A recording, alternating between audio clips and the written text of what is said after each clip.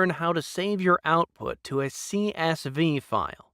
For this, we will use the library Pandas.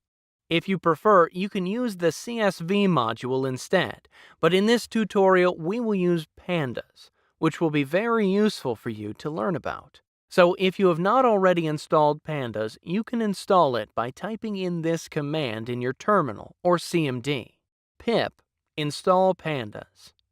Then, in your code, add this line: import pandas as PD.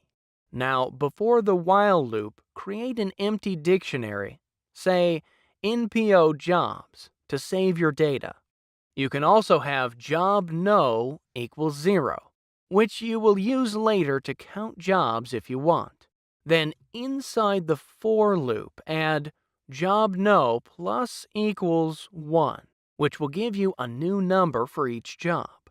So now you can update the dictionary npo jobs. As a quick reminder, this is how you update a dictionary.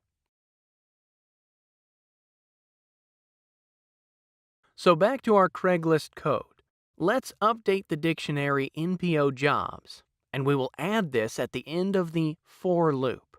You need a dictionary key for each job, which can be the current job no, or the current job title, or whatever you prefer.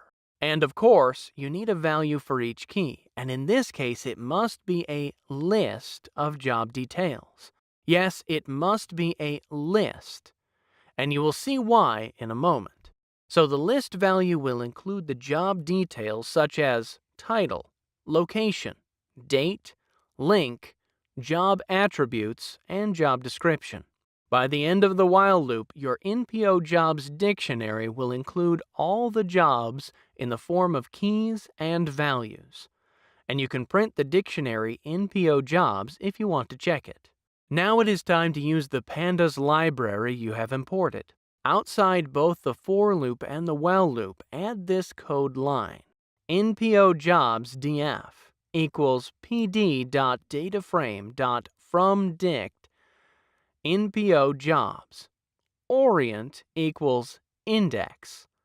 Columns equals job title, location, date, link, job attributes, job description. This line converts the npo jobs dictionary into a data frame. What is a data frame? Data frame is another Python data structure which is specific to Pandas. You can see how it looks like by printing the first 10 rows using the head method. Using data frames can make handling data much easier, especially if more processing is needed. So use pd.dataframe.fromDict and specify the name of the dictionary you want to convert to a Panda data frame. Here you have orient equals index, which means each key and value forms a row. Also, you have the columns attribute, which is just the table header. That is to say, the name of each column.